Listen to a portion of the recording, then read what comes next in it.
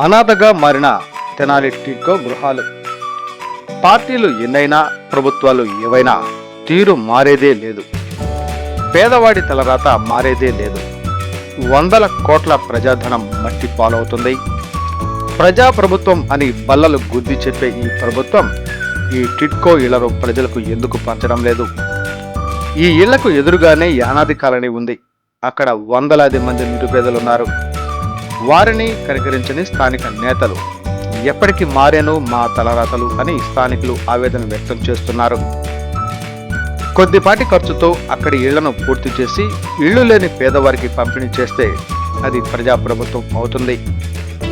Telugu Desam party హయాంలో నిర్మించిన టిడ్కో గృహాలను నిర్లక్ష్యం చేసి వందలాది కోట్ల ప్రజాధనాన్ని గాలికి వదిలేస్తే అది ప్రజాప్రభుత్వం అవుతుందా?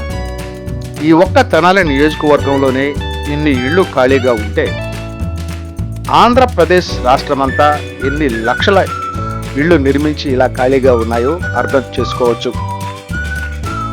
పాలకులారా, దయచేసి ఈ విషయాన్ని పరిశీలించి అక్కడి స్థానికంగా ఉండే పేదవారికి ఆ ఇళ్లను కేటాయించి ప్రజాధనం దుర్వినియోగం కాకుండా చూడాల్సిన బాధ్యత మీది, అధికారులది.